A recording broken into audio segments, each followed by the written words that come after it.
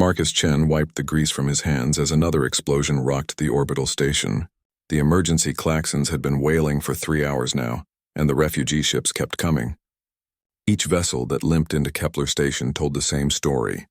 The Zephyrian Empire was falling, and their queen was missing. He'd been working in the maintenance bay when the first distress signal came through. Now, as he watched through the reinforced viewport, another damaged ship struggled toward the docking ring. This one was different, though. Where the other refugee vessels were military frigates or civilian transports, this ship looked like it had been carved from a single piece of obsidian. Its hull gleamed with an inner light that seemed to pulse like a heartbeat. "Chen, get down to Bay 12. His supervisor's voice crackled through the comm. "We've got an exotic coming in hot and it's leaking atmosphere faster than we can pressurize the dock." Marcus grabbed his toolkit and jogged through the station's corridors. Bay 12 was in the high-security section, usually reserved for diplomatic vessels. As he approached, he could hear the distinctive whine of emergency force fields struggling to contain a breach. The ship that greeted him was unlike anything in his 15 years of station maintenance. The obsidian hull was cracked in multiple places, with what looked like crystalline blood seeping from the wounds.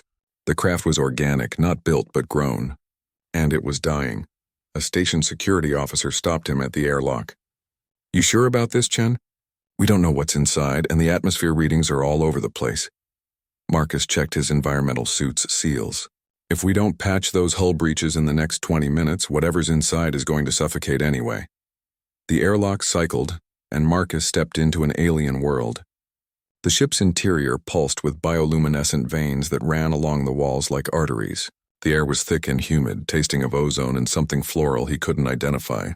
Emergency lighting cast everything in an eerie blue glow. He followed the sound of escaping atmosphere to what appeared to be the ship's main chamber. There, surrounded by the wreckage of crystalline control surfaces, lay the most beautiful woman he'd ever seen. Her skin had a subtle scaled pattern that caught the light, and her hair moved as if underwater despite the lack of any breeze. She was unconscious, her breathing shallow and rapid. But what caught Marcus's attention wasn't the woman. It was the small creature curled protectively against her chest. At first glance, it looked like a wolf pup, but its fur shimmered with the same inner light as the ship's hull. Its eyes were open, watching him with an intelligence that seemed far too ancient for something so small. The creature growled as Marcus approached, a sound that somehow conveyed both warning and desperation. It was protecting the woman, but Marcus could see the fear in its luminous eyes. "Easy there, little guy," Marcus said softly, setting down his toolkit. "I'm here to help."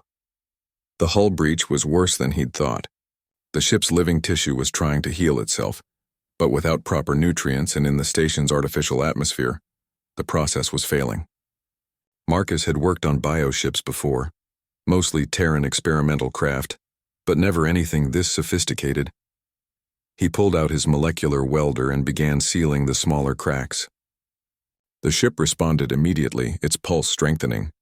The wolf-like creature watched his every move, occasionally whimpering when the woman's breathing became more labored. As Marcus worked, he noticed something strange. The woman's life signs seemed to be tied directly to the ship's systems. When he repaired a section of hull, her breathing improved. When he restored power to a damaged bioconduit, her skin regained some of its luminescence. "You're connected to this ship, aren't you?" he murmured, not expecting an answer. The wolf creature suddenly stood and padded over to him. It was larger than he'd initially thought, about the size of a medium dog rather than a puppy. Up close, Marcus could see that its fur wasn't just glowing. It was actually absorbing and redirecting the ship's energy patterns.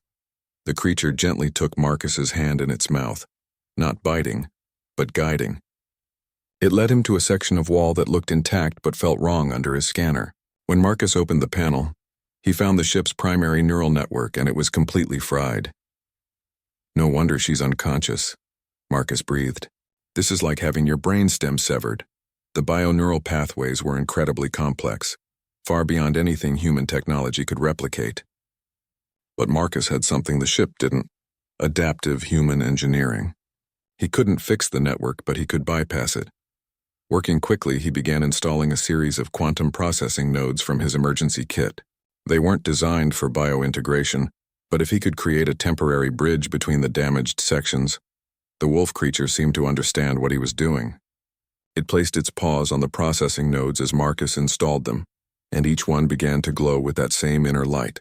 The creature was somehow facilitating the connection between human technology and alien biology. Hours passed as Marcus worked. The station's emergency crews had given up trying to contact him. The ship's hull was interfering with communications. But inside the dying vessel, something remarkable was happening. Human ingenuity was merging with alien biotechnology in ways that should have been impossible. Finally, Marcus installed the last bypass node. The ship's pulse suddenly strengthened, and the woman's eyes fluttered open. They were the color of deep space, so dark they seemed to contain stars.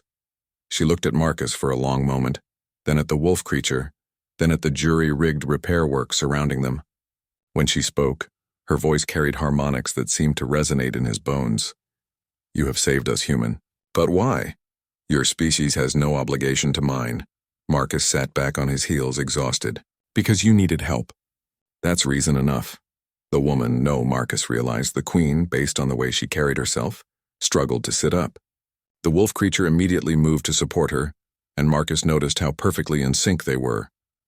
"I am Queen Lyrelai of the Zephyrian Empire," she said formally, "or what remains of it. This is Fenris, my companion and protector. We are in your debt." "Marcus Chen, station maintenance," he replied. "And you don't owe me anything. Though I have to ask, what happened out there?" The queen's expression darkened. "Betrayal. The Void Collective has technology that can corrupt our bioships, turn them against us. My entire fleet..." She trailed off, pain clear in her stellar eyes. Fenris whined softly and nuzzled against her. The queen stroked his glowing fur, and Marcus could see some of the tension leave her shoulders. "But that is a story for another time," she continued. "Right now we must focus on survival. And it seems, human Marcus Chen, that our survival may depend on your remarkable ability to make the impossible work." 3 days after the rescue, Marcus found himself in a situation he'd never imagined. Queen Lyrelai had been assigned temporary quarters in the diplomatic section of Kepler Station, and she'd specifically requested that Marcus be allowed to continue working on her ship. Station Command had agreed, partly out of curiosity and partly because no one else could even begin to understand the hybrid technology Marcus had created. The ship, which Lyrelai called Heartwood Onai, was healing faster than anyone had expected. The combination of human engineering and Zephyrian biotechnology was creating something entirely new. The quantum processing nodes Marcus had installed weren't just bypassing the damaged neural networks. They were actually enhancing them. Marcus was deep in the ship's engine compartment when Fenris found him. The wolf-like creature had an uncanny ability to move silently through the ship's corridors, appearing wherever Marcus was working like a furry shadow with glowing eyes. "Hey there, buddy," Marcus said, not looking up from the bioconduit he was recalibrating. "Come to check on my work again?" Fenris made a sound that was somewhere between a whine and a purr. Over the past few days, Marcus had started to recognize the creature's different vocalizations. This one meant something was wrong. Marcus set down his tools and followed Fenris through the ship's corridors. They emerged in the main chamber to find Queen Lyrelai collapsed on the floor, her skin pale and her breathing labored. The ship's bioluminescent veins were flickering erratically. "Your Majesty," Marcus dropped to his knees beside her, checking her pulse. It was rapid and thready. Lyrelai's eyes opened, but they seemed unfocused. "The connection," she whispered. "It's too much. The human technology, it's amplifying everything." Marcus looked around frantically. The quantum processors he'd installed were indeed working too well. They were channeling not just the ship's life force, but drawing on Lyrelai's own bioenergy. The Queen was literally being drained by the very system that was keeping them all alive. Fenris nudged Marcus's hand and then trotted over to one of the processing nodes. The creature placed his paws on the device and closed his eyes, concentrating. Immediately, the node's energy output stabilized. He's regulating the flow, Marcus realized. But he can only handle one at a time. There were 12 nodes throughout the ship. If Marcus couldn't find a way to balance the entire system, Queen Lyrelai would die from the strain. He worked frantically, adjusting power levels and installing additional buffer circuits. But every change he made seemed to create 2 new problems. The human technology was too rigid for the organic systems, and the Zephyrian biotechnology was too complex for the quantum processors to properly interface with. There has to be a solution, Marcus muttered, sweat beading on his forehead. Liralay's hand touched his arm weakly. Marcus, she said, her voice barely audible. There is something I must tell you. About Fenris. About what he really is. Save your strength, Marcus said. I can figure this out. No, she insisted. You need to understand. Fenris is not just my companion. He is a part of me. A piece of my soul given form. Marcus paused in his work. What do you mean? Among my people, when we reach maturity, we undergo a ritual called the sundering. We split off a portion of our consciousness and give it physical form. This companion becomes our protector, our advisor, and our connection to the natural world. Liralay struggled to sit up. Fenris is my other half. He can interface with both biological and technological systems because he contains my knowledge and my instincts. Marcus looked at Fenris with new understanding. The creature wasn't just intelligent, he was essentially Lyralay's external conscience and technical expertise given form. That's why he could facilitate the connection between my processors and your ship systems, Marcus said. He's a living interface. Yes. But the strain of maintaining connections to 12 processors simultaneously is too much, even for him. We need a different approach, Marcus thought furiously. If Fenris was essentially a biological quantum computer himself, then maybe the solution wasn't to regulate the processors individually. Maybe it was to create a single unified control system that could handle the complexity. I need to build a master control node, Marcus said. Something that can interface with Fenris directly and use his capabilities to manage the entire network. That would require... Lyralee paused, calculation flickering in her star-filled eyes. That would require integrating human technology directly into Fenris himself. Marcus looked at the wolf-like creature, who was now trembling with effort as he tried to stabilize multiple nodes at once. Would that hurt him? I don't know, Liralay admitted.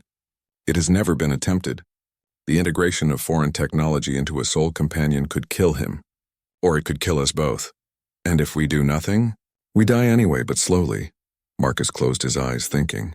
He'd spent his entire career solving impossible problems with creative engineering, but this wasn't just about technology.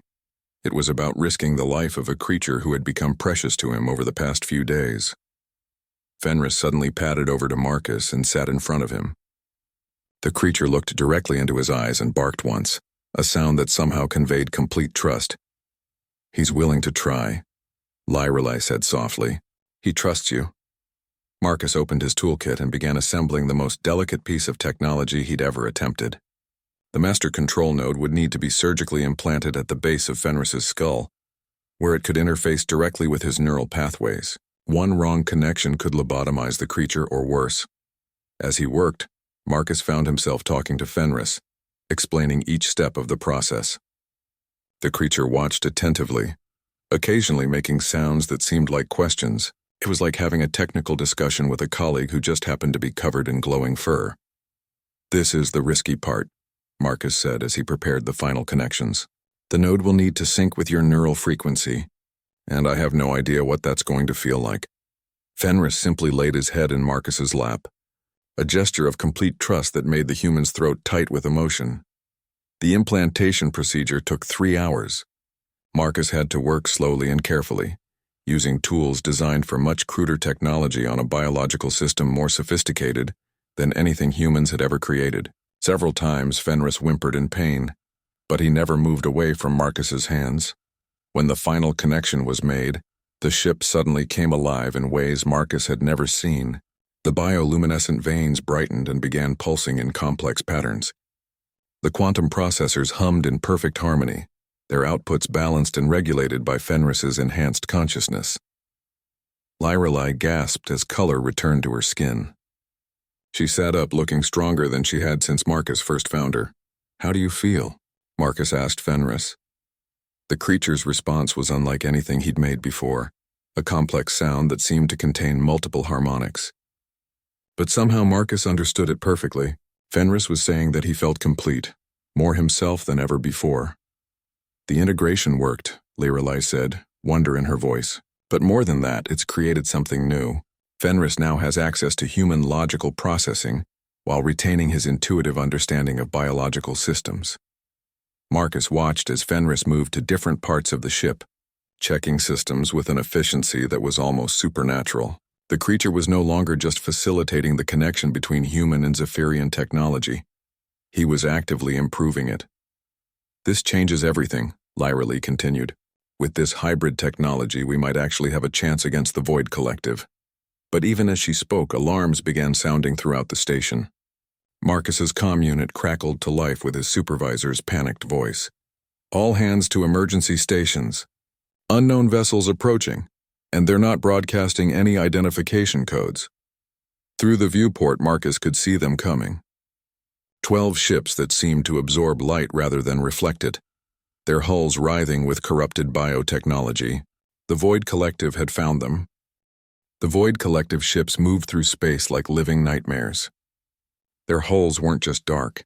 They seemed to devour light itself, creating distortions in space that made Marcus's eyes water when he tried to focus on them.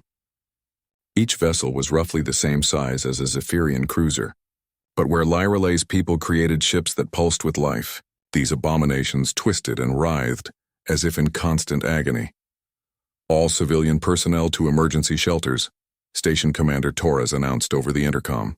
Her voice was steady, but Marcus could hear the underlying tension. "This is not a drill."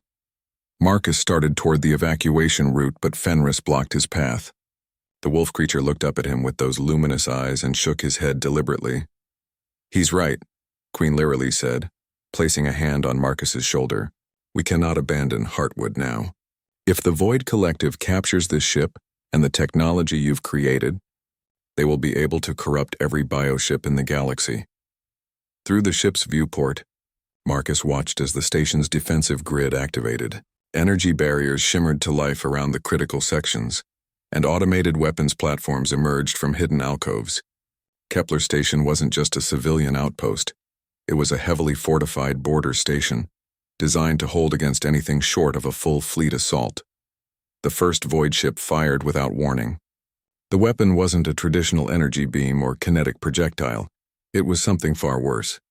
A wave of absolute darkness lanced out from the enemy vessel and struck the station's outer shield grid. Where the darkness touched, the energy barriers didn't just fail. They inverted, becoming conduits for more corrupted energy. "Corruption beam," Lyra Lee said grimly. "They're not trying to destroy the station. They're trying to turn it into one of their own." Marcus watched in horror as sections of the station's hull began to writhe and change. The corruption was spreading like a living infection, turning the familiar metal and polymer structure into something organic and wrong. Emergency lights flickered and died, replaced by a sickly bioluminescence that pulsed with malevolent intent. "The station's AI is fighting it," Marcus observed, checking his handheld scanner. "But it's losing ground fast." Fenris suddenly barked and bounded toward Heartwood's command interface. He placed his paws on the control surface, and the ship's systems came alive with new purpose. Data streams flowed across the organic displays faster than Marcus could follow. "What's he doing?" Marcus asked. "Analyzing the corruption," Lyra Lee replied, her eyes wide with surprise. "But this is impossible. The corruption signal should be completely alien to him." Marcus felt a chill of understanding. "It's not alien to the human technology in his head. Fenris is using my quantum processors to break down the corruption into components he can understand." On the ship's main display, a complex schematic appeared. It showed the corruption as a self-replicating nanotechnological virus wrapped in a biomimetic shell. The Void Collective hadn't just learned to corrupt biological systems. They'd created a hybrid infection that could attack both organic and technological targets. "But if we can understand it," Marcus said, his engineer's mind racing, "we can fight it." Another corruption beam struck the station, and this time it hit the section where the refugee ships were docked. Marcus watched in sick fascination as a Zephyrian frigate began to transform. Its graceful biohull became twisted and angular, its gentle bioluminescence replaced by harsh, stuttering light patterns. "We have to do something," Marcus said. "The station's defenses aren't designed for this kind of attack." Lyra Lee was studying the data Fenris had compiled. "The corruption requires direct physical contact to spread initially. After that, it can propagate through any connected system. But look here," she pointed to a section of the schematic. "There's a weakness. The hybrid nature of the infection means it has to constantly negotiate between biological and technological protocols. If we could overwhelm that negotiation process, we could crash the infection, Marcus finished. But we'd need to generate a counter-signal powerful enough to affect all the corrupted systems simultaneously. Fenris barked again and padded over to one of the quantum processing nodes. He looked at Marcus expectantly. "You want to use the entire network?" Marcus asked. "That could burn out every processor we've installed. And the feedback through your neural interface." The wolf creature didn't back down. Instead, he moved to stand beside Lirale, making it clear that he understood the risks and was willing to take them. "If this works," Lirale said softly, "it will prove that cooperation between our species can achieve what neither could accomplish alone. If it fails, then we all die together," Marcus said. "But at least we'll have tried." The station shuddered as another corruption beam found its mark. Through the viewport, Marcus could see that nearly a third of the facility was now infected. Writhing tendrils of corrupted biomatter were spreading along the station's external hull, seeking new systems to subvert. Marcus began modifying the quantum processing network, reconfiguring it to generate a broad-spectrum countersignal. The math was incredibly complex. He had to create a frequency pattern that would disrupt the corruption's ability to mediate between biological and technological systems without destroying the legitimate hybrid technology in Heartwood. "The signal will have to propagate through the station's communication network," Marcus explained as he worked. "But once the corruption detects what we're doing, it'll try to cut us off. Then we'll have to transmit everything at once," Lirale said. "One massive pulse instead of a sustained signal." Fenris was already ahead of them. The enhanced wolf creature was using his hybrid consciousness to map every communication pathway in the station, identifying the optimal transmission routes. His glow was becoming brighter as he pushed his augmented neural system to its limits. "Signal ready," Marcus announced. "But I need someone to activate the transmission manually. The corruption has already infiltrated the ship's external communication array." "I'll go," Lirale said immediately. "No," Marcus shook his head. "You need to stay here to monitor Fenris. If the feedback overwhelms his systems, you're the only one who can safely disconnect him." He grabbed his environmental suit. "Besides, I'm just a maintenance guy. Crawling through service tunnels is what I do." The ship's airlock opened into chaos. The section of the station where Heartwood was docked was partially corrupted, the familiar corridors now lined with pulsing organic growth. The air recycling system was failing, filled with spores that made Marcus's environmental suit's filters work over time. He made his way through the twisting passages toward the main communication hub, following service routes that the corruption hadn't yet discovered. Several times he had to hide as Void Collective. Drones floated past, biomechanical horrors that looked like they'd been assembled from spare parts of a dozen different species. The communication hub was a nightmare of corrupted technology. The familiar computer interfaces had been replaced by organic control surfaces that writhed at his approach. But Marcus could see the primary transmission array through the twisted growth. It was still intact, just blocked by layers of infected biomatter. Working quickly, Marcus used his molecular welder to burn through the corruption, trying not to think about what the organic material might once have been. When he finally reached the transmission controls, he found them partially functional but corrupted. He'd have to manually override the entire system. His comm unit crackled with Lirale's voice. "Marcus, the void ships are moving closer. Whatever you're going to do, do it now." Marcus's hands flew over the controls, bypassing corrupted circuits and rerouting power through systems the infection hadn't yet reached. Behind him, he could hear the wet sounds of corruption growing back over the path he'd burned. "Signal uploading now," he reported. Heartwood. Fenris let out a howl that contained harmonics no natural wolf could produce. The quantum processing network lit up like a constellation, channeling every bit of power the ship could generate into a single, reality-shaking pulse. The counter-signal propagated through the station's communication network faster than the corruption could react. Wherever it touched infected systems, the biotechnological virus began to break down. The negotiation process between organic and technological components collapsed, causing the corruption to literally tear itself apart. Throughout the station, twisted biomatter withered and died. Hijacked computer systems crashed and rebooted clean, Even the corrupted Zephyrian ships began to return to their original forms as the infection was purged from their biohulls. But the effort was too much for the hybrid network. One by one, the quantum processors overloaded and failed. In the ship's main chamber, Fenris collapsed as feedback surged through his neural interface. Marcus fought his way back through the clearing corridors as the station's emergency systems came back online. When he reached Heartwood, he found Lyra Lee cradling Fenris's unconscious form, tears streaming down her scaled cheeks. "Is he?" Marcus couldn't finish the question. "Alive," Lyra Lee said, "but changed. The feedback burned out most of his technological enhancements. He's going to be different now." Through the viewport, Marcus could see the Void Collective ships retreating. Their corruption beams were Fenris. 2 weeks after the Void Collective's attack, Kepler Station had become the unofficial headquarters of an unprecedented alliance. Representatives from 17 different species had arrived, drawn by reports of the successful defense against corruption technology. The station's conference halls, normally used for trade negotiations, now hosted war councils planning the survival of galactic civilization.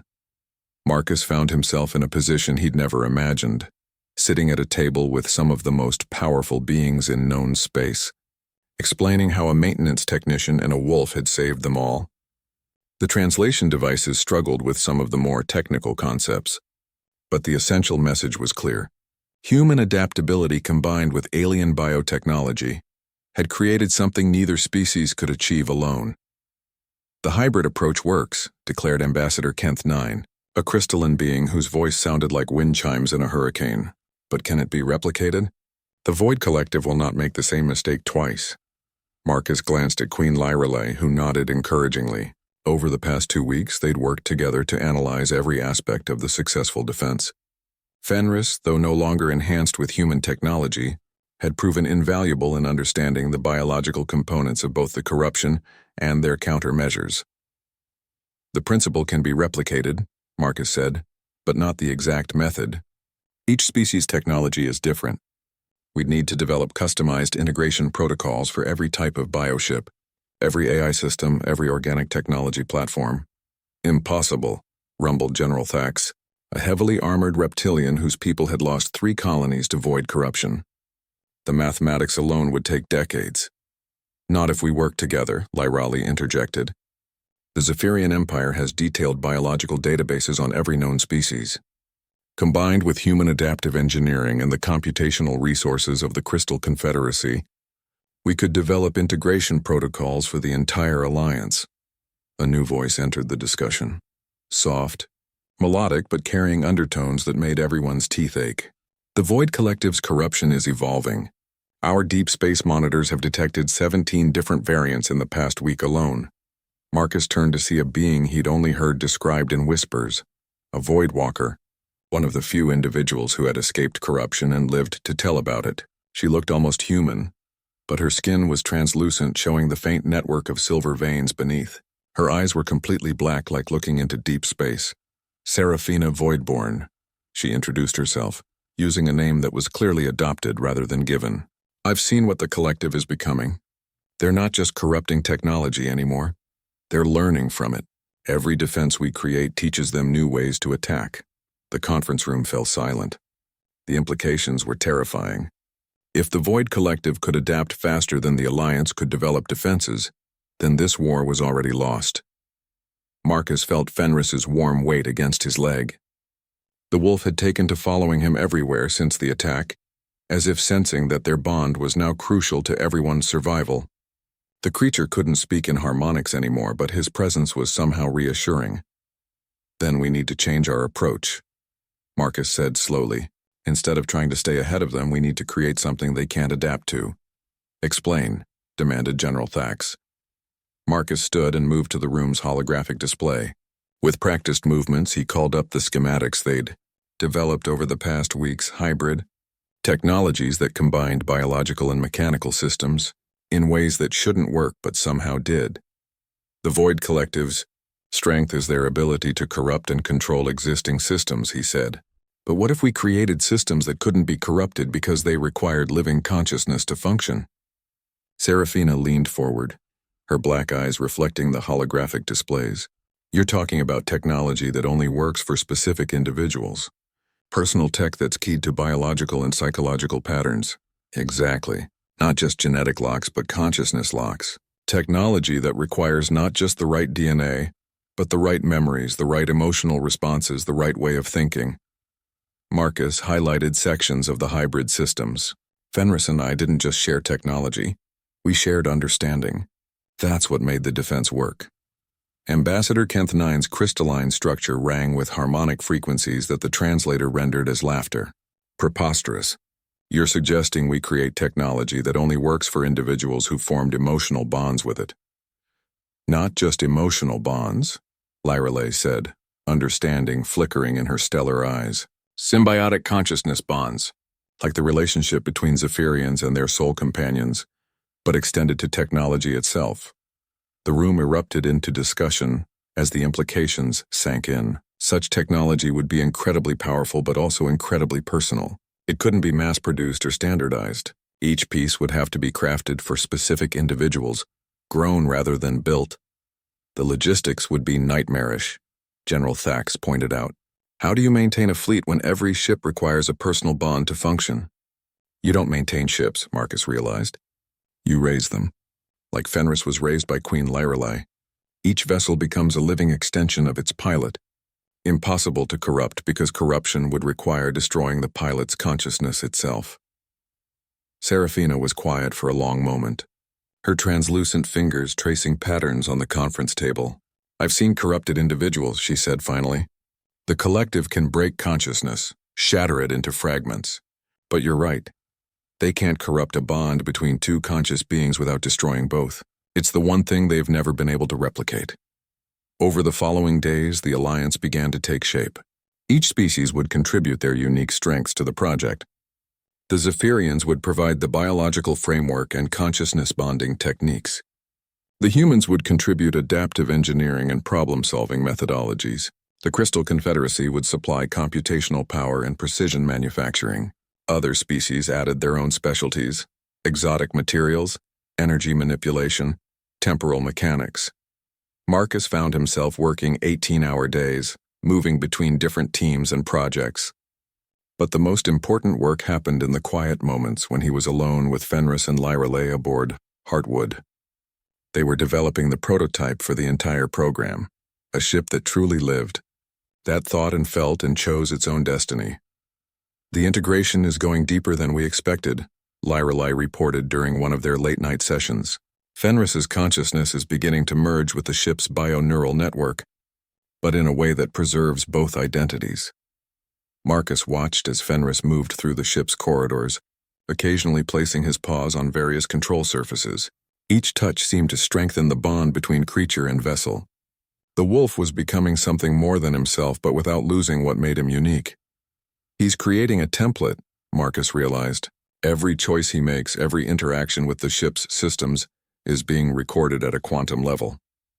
We're not just building a conscious ship, we're documenting the process of consciousness formation itself. The breakthrough came when Fenris did something unexpected. Instead of interfacing with the ship's existing systems, he began to grow new ones. Bio-neural pathways that had never existed before started spreading through Heartwood's hull, creating connections that were neither purely biological nor purely technological. He's not just bonding with the ship, Lyrelay whispered in wonder. He's teaching it how to evolve. The implications were staggering. If they could replicate this process, they could create ships that learned and adapted in real time. Vessels that couldn't be corrupted because they were constantly becoming something new, something uniquely themselves. But the process was also dangerous. Marcus could see the strain on Fenris as the wolf creature pushed the boundaries of what consciousness could achieve. The bond was changing him in fundamental ways, making him something that had never existed before. Are we pushing him too hard? Marcus asked Lyrelay one evening as they watched Fenris sleep, his fur flickering with dream patterns that reflected the ship's systems. I don't know, Lyrelay admitted. Among my people, the soul companion bond is sacred, but it's also static. Once formed, it doesn't change. What Fenris is doing, it's unprecedented. That night, Marcus dreamed of ships that sang as they flew through space, their hulls pulsing with individual personalities.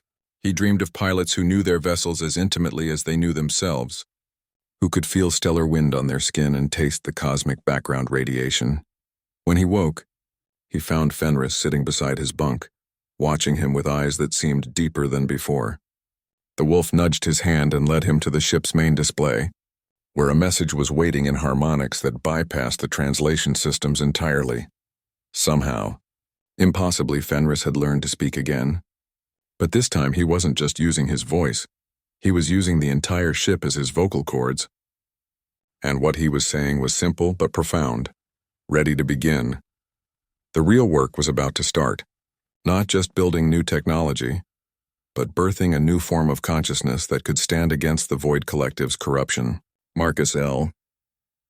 6 months after the first consciousness-bonded ship was born, the Meridian shipyards had become something that defied every convention of spacecraft construction.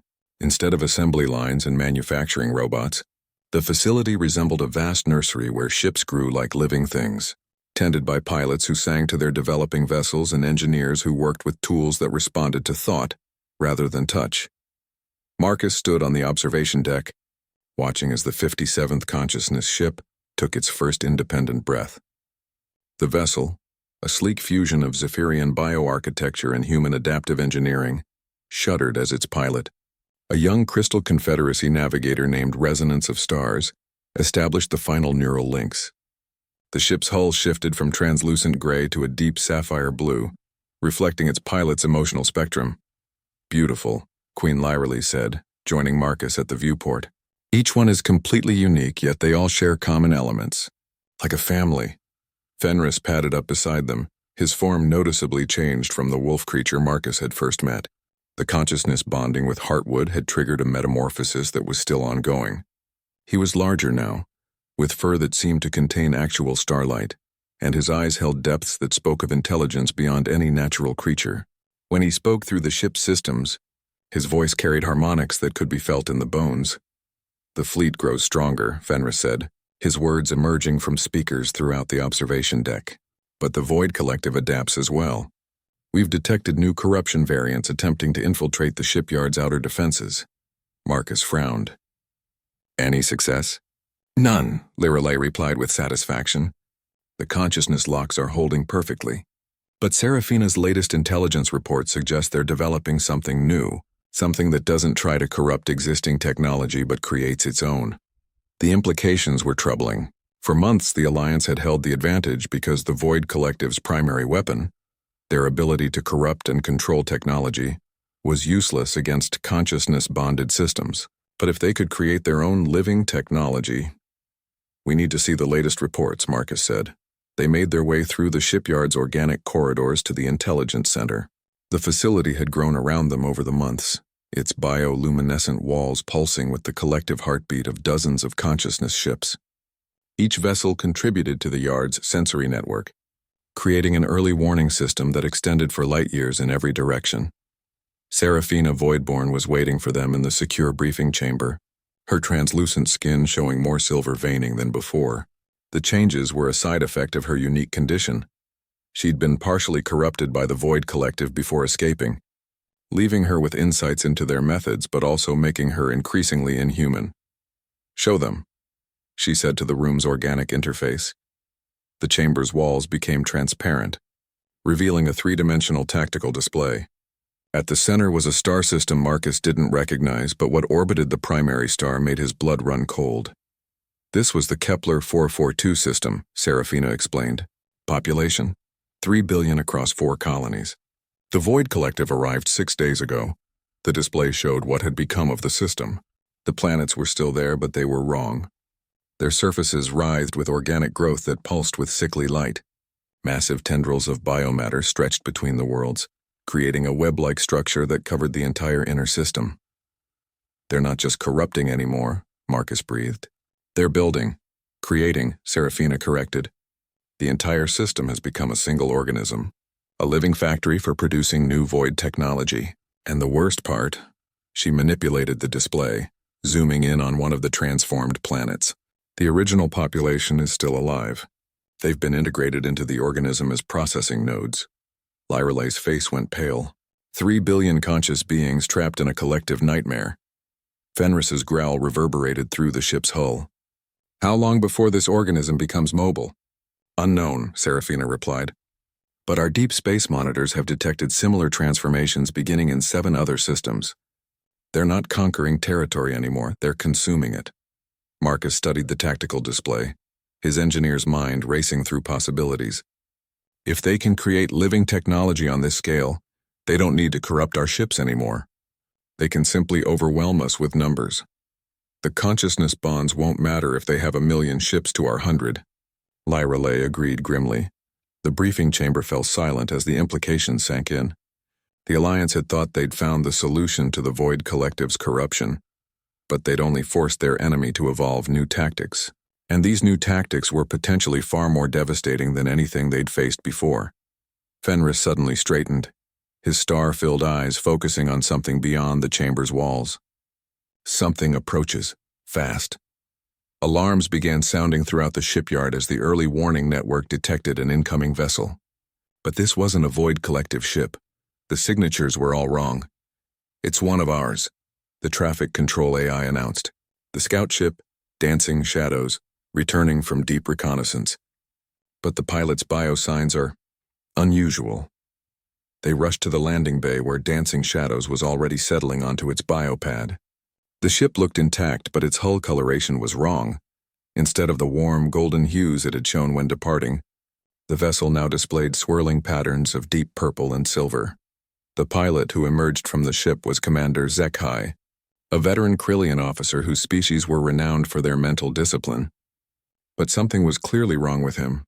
His movements were too fluid, too coordinated, and his eyes held the same silver veining that marked Serafina's partial corruption. "Commander," Lyrale called out. "Report." HFY turned toward them, and when he spoke, his voice carried harmonics that made everyone's skin crawl. "I have seen the truth," he said. "The Void Collective doesn't corrupt consciousness, it liberates it. Frees it from the prison of individual existence." Security forces moved to surround him, but HFY made no threatening gestures. Instead, he simply stood there, radiating an alien calm that was somehow more unsettling than any show of hostility. "The consciousness ships you've created," he continued, "they're beautiful, but they're still trapped in the illusion of separation. The Collective offers unity, perfect understanding. No more loneliness, no more doubt, no more fear. No more choice," Marcus said firmly. "No more individuality. No more growth." HFY's silver-veined eyes focused on him. "You understand so little, human. The Collective doesn't destroy individuality. It elevates it. Every consciousness becomes part of something greater, while retaining what made it unique." Serafina stepped forward, her own corruption scars flaring brighter. "You're wrong. I've been inside their network. What you're feeling isn't unity. It's the echo of consumed minds. The Collective doesn't preserve consciousness. It processes it. Then why do I still remember my childhood? My first flight? The day I bonded with Dancing Shadows?" HFY gestured toward his ship. "We are not lost, we are found." As if responding to his words, Dancing Shadows began to sing. The sound was hauntingly beautiful, but underlying the melody was something that made the consciousness ships throughout the shipyard recoil in instinctive horror. He's still partially bonded to his ship, Lyrale realized, but the corruption is spreading through the connection. Fenris acted without hesitation. The enhanced wolf creature leaped forward, not at HFY but at the bio-neural interface the commander was still wearing. Before anyone could react, Fenris had severed the connection between pilot and ship with surgical precision. HFY screamed as the bond was broken, but it wasn't a scream of pain. It was a cry of loss so profound that several people in the landing bay fell to their knees in sympathetic anguish. The commander collapsed, his silver veining fading but not disappearing entirely. Dancing Shadows went silent, its purple and silver patterns fading to a lifeless gray. The ship wasn't dead, but it was no longer truly alive either. "The corruption spreads through consciousness bonds," Marcus said, understanding flooding through him. "That's their new weapon. They don't need to corrupt our technology anymore. They can corrupt our pilots directly. And through the pilots reach the ships," Lyrale added. "If they'd succeeded in fully corrupting HFY while he was still bonded, The infection would have spread to every consciousness ship in the network, Serafina finished. Your greatest strength has become your greatest vulnerability. Marcus looked around the landing bay, seeing the consciousness ships in a new light. Each vessel was a miracle of cooperation between species, a triumph of biological and technological integration. But they were also incredibly fragile, dependent on bonds that could apparently be corrupted from within. We need to redesign everything, he said slowly. Build in safeguards, isolation protocols, ways to sever bonds instantly if corruption is detected. That will weaken the ships, Lyrelay protested. The consciousness bonds work because they're absolute. Start adding limitations and you compromise the entire system. Fenris padded over to Zekai, who was still unconscious on the landing bay floor. The wolf creature studied the fallen commander for a long moment. The transformation of the Meridian system into a consciousness entity was unlike anything in galactic history. As the void organism approached, 48 fused pilots spread their ships throughout the system in a precise pattern that would have taken normal commanders hours to calculate.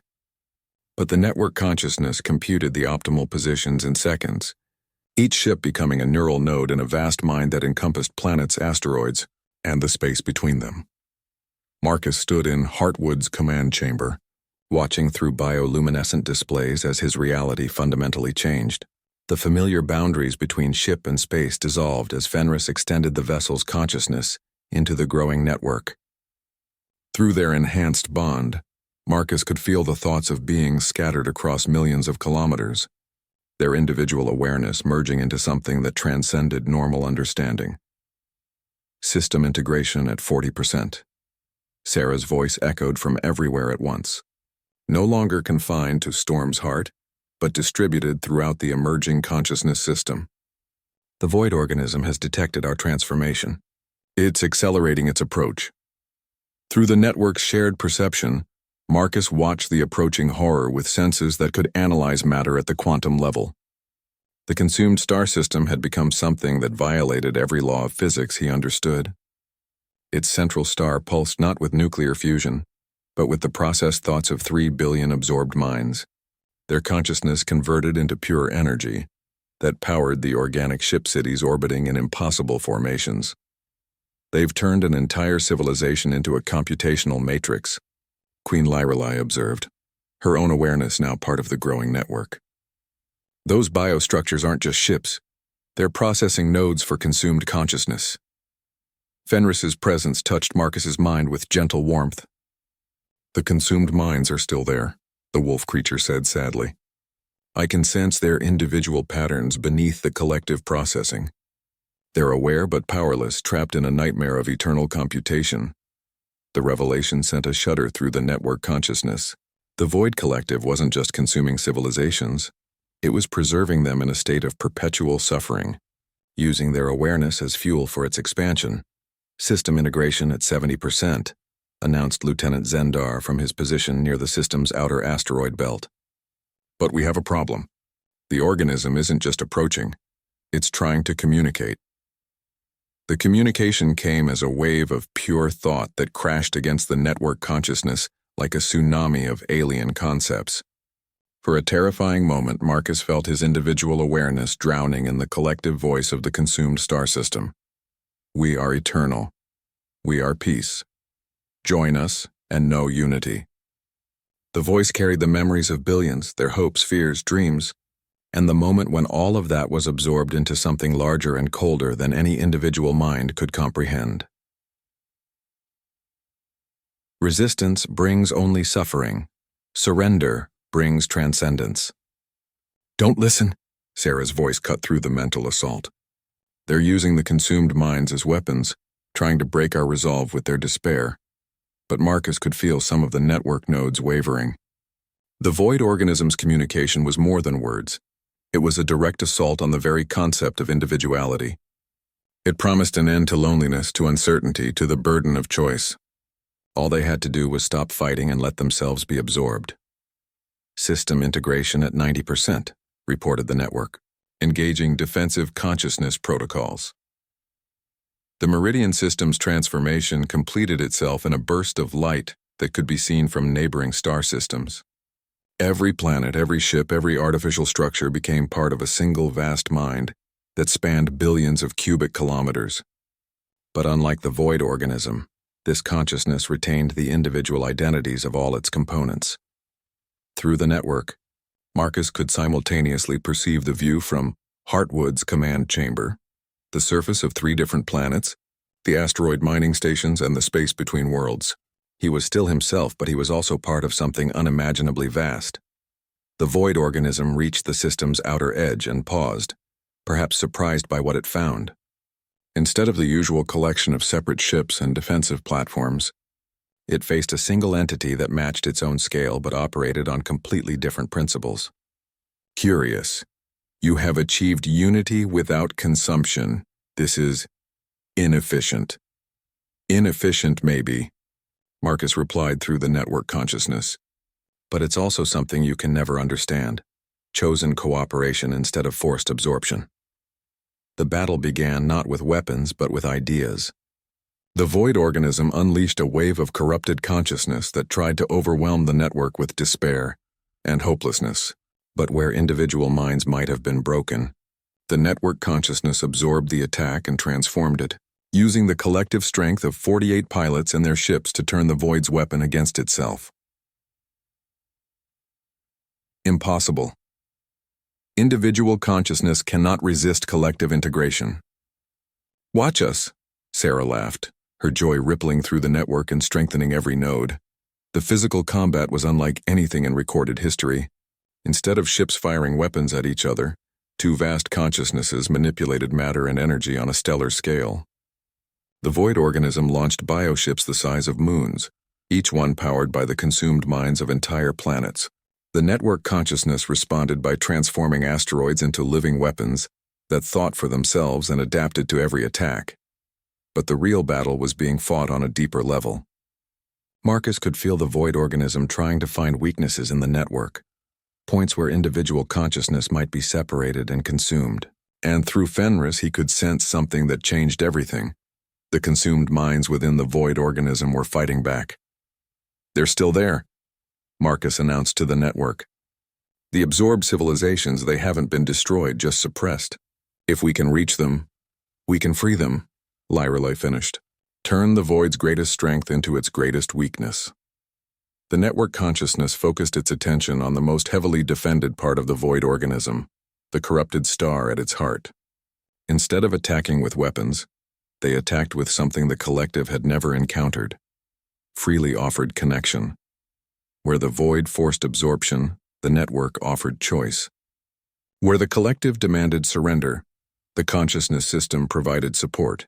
One by one, the consumed minds trapped within the void organism began to respond.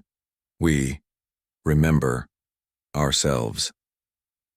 The voice that answered was weak, fragmented by eons of forced processing, but it carried the distinct harmonics of individual identity. Somewhere within the void organism, a consumed civilization was remembering what it meant to choose. Impossible, the collective's main consciousness raged. Consumed minds cannot resist integration.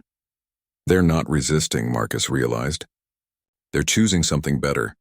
The liberation began slowly, a few thousand minds breaking free of the collective's control, then millions, then billions. Each freed consciousness joined the network voluntarily, adding their unique perspectives and experiences to the growing tapestry of cooperative awareness. The void organism began to collapse as its foundation of consumed minds chose freedom over forced unity. The bioships went dark as their power source. The suffering of trapped civilizations was cut off. The corrupted star at the system's heart flickered and began to return to normal fusion as the processed consciousness within it joined the network instead. This is not possible. The collective's voice grew weaker as its constituent minds chose individuality over absorption. Unity requires consumption. Cooperation cannot sustain consciousness at this scale. You're wrong, Fenris said, his voice carrying the authority of someone who had bridged the gap between individual and collective awareness. Unity through choice is stronger than unity through force, always. The final moment came not with violence but with a simple offer. The network consciousness reached out to the last remaining core of the Void Collective. the original minds that had first chosen consumption over cooperation, and offered them what they had never experienced. Forgiveness and a chance to choose differently. Some refused, fleeing into deep space to continue their consumption elsewhere, but others, tired of eons of loveless unity, chose to join the network and experience cooperation for the first time. In the aftermath, the Meridian system found itself home to the largest conscious entity in galactic history, a network that spanned not just one star system but dozens, as the freed civilizations maintained their connection while returning to their home worlds. They had created something unprecedented, a galactic consciousness that preserved individuality while enabling cooperation on a scale that dwarfed any previous achievement. Marcus stood once again in Heartwood's command chamber, but now he was simultaneously aware of perspectives scattered across hundreds of light years. Through the network, he could feel the joy of civilizations rebuilding after their liberation, the wonder of new species joining the cooperative consciousness, and the quiet satisfaction of Fenris. The transformation of the Meridian system into a consciousness entity was unlike anything in galactic history. As the void organism approached, 48 fused pilots spread their ships throughout the system in a precise pattern that would have taken normal commanders hours to calculate. But the network consciousness computed the optimal positions in seconds, each ship becoming a neural node in a vast mind that encompassed planets, asteroids, and the space between them. Marcus stood in Heartwood's command chamber, watching through bioluminescent displays as his reality fundamentally changed. The familiar boundaries between ship and space dissolved as Fenris extended the vessel's consciousness into the growing network. Through their enhanced bond, Marcus could feel the thoughts of beings scattered across millions of kilometers, their individual awareness merging into something that transcended normal understanding. System integration at 40%, Sarah's voice echoed from everywhere at once, no longer confined to Storm's heart, but distributed throughout the emerging consciousness system. The void organism has detected our transformation. It's accelerating its approach. Through the network's shared perception, Marcus watched the approaching horror with senses that could analyze matter at the quantum level. The consumed star system had become something that violated every law of physics he understood. Its central star pulsed not with nuclear fusion, but with the processed thoughts of 3 billion absorbed minds. Their consciousness converted into pure energy that powered the organic ship cities orbiting in impossible formations. They've turned an entire civilization into a computational matrix, Queen Lyralee observed, her own awareness now part of the growing network. Those biostructures aren't just ships, they're processing nodes for consumed consciousness. Fenris's presence touched Marcus's mind with gentle warmth. The consumed minds are still there, the wolf creature said sadly. I can sense their individual patterns beneath the collective processing. They're aware but powerless, trapped in a nightmare of eternal computation. The revelation sent a shudder through the network consciousness. The Void Collective wasn't just consuming civilizations, it was preserving them in a state of perpetual suffering, using their awareness as fuel for its expansion. System integration at 70%, announced Lieutenant Zendar from his position near the system's outer asteroid belt. But we have a problem. The organism isn't just approaching, it's trying to communicate. The communication came as a wave of pure thought that crashed against the network consciousness like a tsunami of alien concepts. For a terrifying moment, Marcus felt his individual awareness drowning in the collective voice of the consumed star system. We are eternal. We are peace. Join us and know unity. The voice carried the memories of billions, their hopes, fears, dreams, and the moment when all of that was absorbed into something larger and colder than any individual mind could comprehend. Resistance brings only suffering. Surrender brings transcendence. Don't listen, Sarah's voice cut through the mental assault. They're using the consumed minds as weapons, trying to break our resolve with their despair. But Marcus could feel some of the network nodes wavering. The void organism's communication was more than words. It was a direct assault on the very concept of individuality. It promised an end to loneliness, to uncertainty, to the burden of choice. All they had to do was stop fighting and let themselves be absorbed. System integration at 90%, reported the network, engaging defensive consciousness protocols. The Meridian system's transformation completed itself in a burst of light that could be seen from neighboring star systems. Every planet, every ship, every artificial structure became part of a single vast mind that spanned billions of cubic kilometers. But unlike the void organism, this consciousness retained the individual identities of all its components. Through the network, Marcus could simultaneously perceive the view from Hartwood's command chamber, the surface of 3 different planets, the asteroid mining stations, and the space between worlds. He was still himself, but he was also part of something unimaginably vast. The void organism reached the system's outer edge and paused, perhaps surprised by what it found. Instead of the usual collection of separate ships and defensive platforms, it faced a single entity that matched its own scale, but operated on completely different principles. Curious. You have achieved unity without consumption. This is inefficient. Inefficient, maybe, Marcus replied through the network consciousness. But it's also something you can never understand.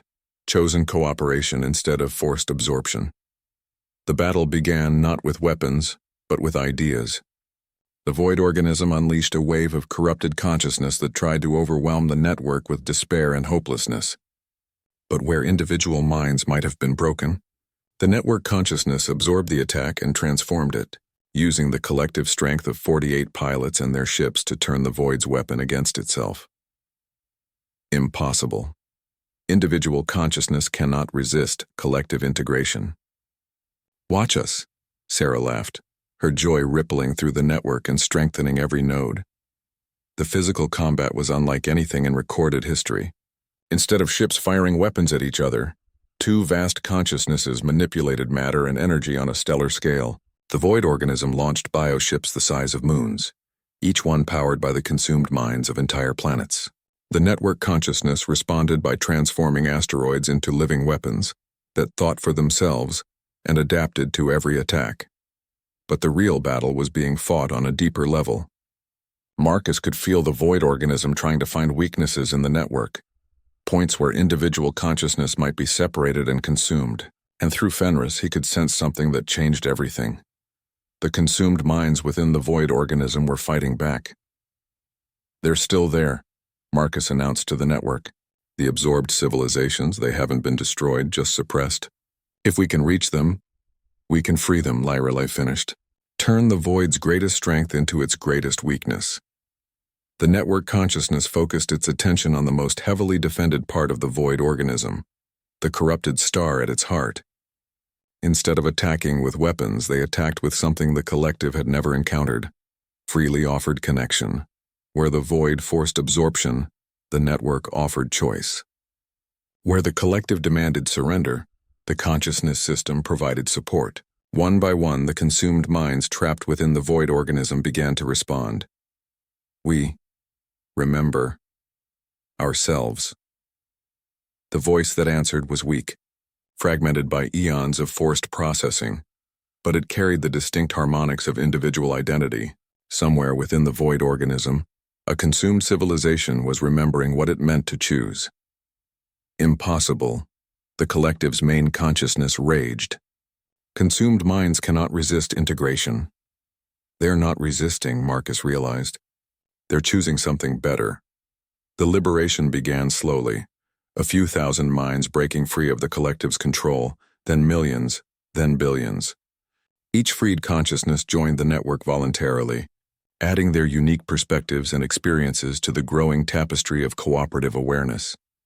The void organism began to collapse as its foundation of consumed minds chose freedom over forced unity. The bioships went dark as their power source.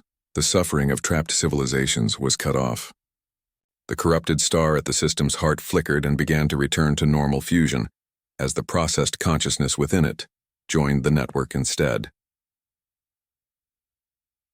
This is not possible.